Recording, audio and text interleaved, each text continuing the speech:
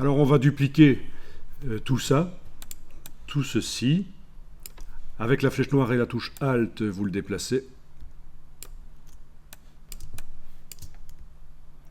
Et on va réessayer un effet spécial de décalage.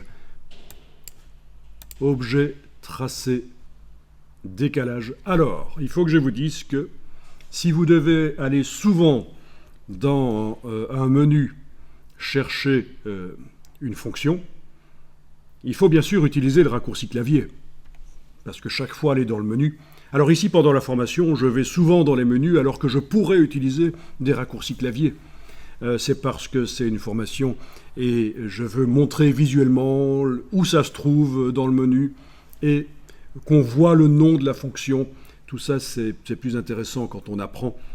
Et par ailleurs, si vous apprenez plein de logiciels en parallèle, Photoshop, Illustrator, InDesign, After Effects, Adobe Dimension, Blender, etc., retenir les raccourcis clavier, ça va être la cata. Je ne vous conseille pas de vous focaliser sur les raccourcis clavier.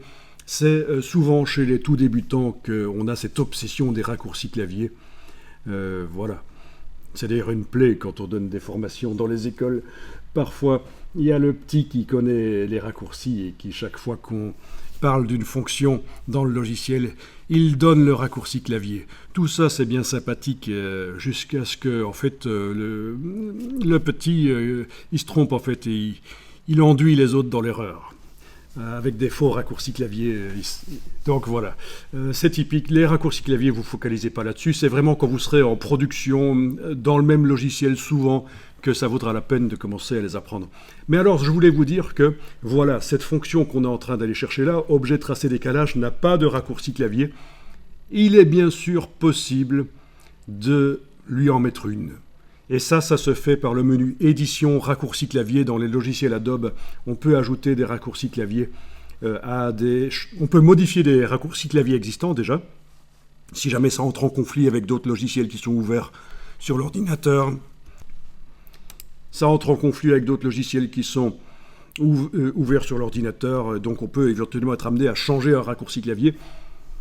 Ou parce qu'on a l'habitude d'un autre logiciel, et dans l'autre logiciel, le raccourci clavier, c'est comme ça. Mais le plus intéressant, et ce qu'on fait le plus souvent quand on va dans l'éditeur de raccourci clavier, dans le menu édition raccourci clavier, c'est pour ajouter un raccourci à une fonction qui n'en a pas. Et donc, si je vais souvent là, il faudra que j'aille mettre un raccourci clavier. Même chose pour ici. Voilà, bel exemple.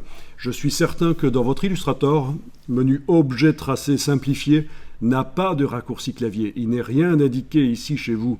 Parce que ça, c'est un que j'ai créé pour cette fonction-là. Alt, commande, $.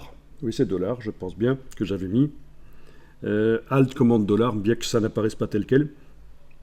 C'est un raccourci que j'ai créé pour ne pas devoir chaque fois aller dans objet tracé simplifié. Comme c'est quelque chose qui est utilisé assez souvent.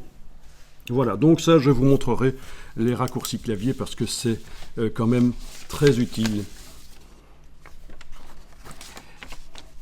Et je vous montrerai aussi que dans tout logiciel sur l'ordinateur, il est possible de leur ajouter un raccourci clavier.